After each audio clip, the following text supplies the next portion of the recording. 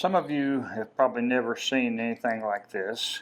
This is a single action 5-shot 22 Magnum Derringer. It's called a Black Widow. As you can see, there's no trigger guard over the trigger. It's single action, so you can push the trigger all you want, but if the hammer is not cocked, it's not going to fire. There's some important things you need to know about this little gun. First of all, a 22 Magnum packs a pretty good punch.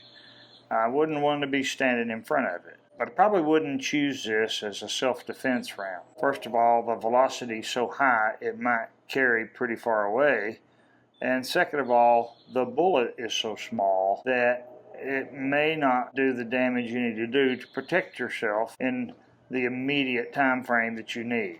This particular gun has a pin that you remove in order to take the cylinder out.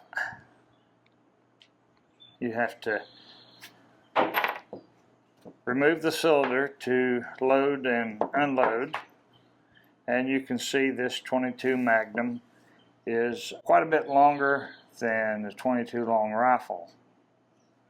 One of the things you need to know about this cylinder is that since it is single action, if you rest this hammer on a round that's in the chamber, this hammer can, you can see it in here, it can go and make contact with this round. So if it is dropped and struck on that hammer, it will fire. Now, in the old days, the 6-shot revolver that worked this way, single action 6-shot revolvers, they kept one chamber empty. So you may have noticed in the old gunfight movies that they would open up the cylinder and put a round in to have 6 when they got ready for a gunfight. They kept the hammer on an empty chamber so they never accidentally fired their weapon.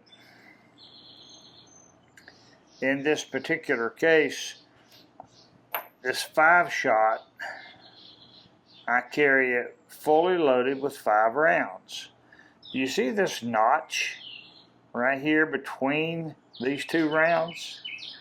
You have to locate this cylinder so that the hammer right here falls in this notch, and that way it will not fire if you drop it. It's very important, because if you rest it on this cylinder, which it will do, if you drop it, you may fire this weapon and injure or kill yourself. So it's very important to read the owner's manual and understand this. Now that's a half cock.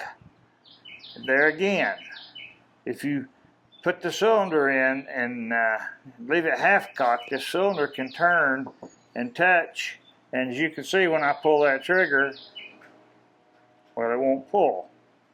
Isn't that great? They've made this so that it won't fire when it's half cocked, but not all of them are that way. So what I do is I keep it where it was intended in this little notch so that I don't inadvertently fire this weapon.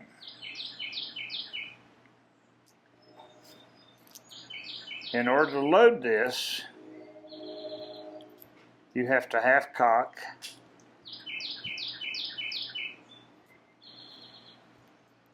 put the rounds in,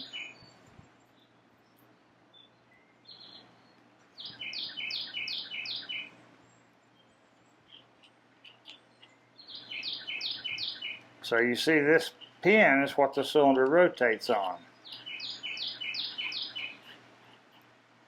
And you have to put this cylinder in so that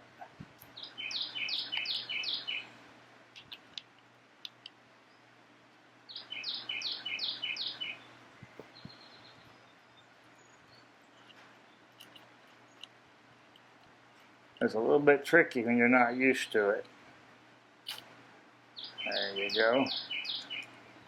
Now, if you'll look here, you will see that there's a round right here and a round right here. That means this hammer is directly over a round. We don't want that. So we have to turn this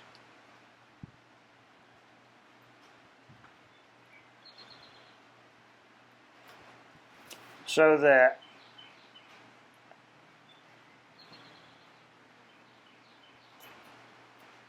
it's between two rounds on this notch. You see the notch right here? And that way, if you drop this hammer and hit something, it will not fire. But if you want to shoot the gun, all you got to do is pull this hammer back and it will set that round to where it needs to be so that when you pull this trigger, it will fire. These are important things you need to know when you carry a single action revolver.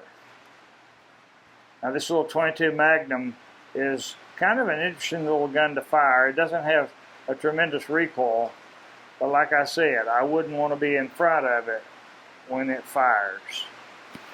And you can see the barrel is a couple inches long, and the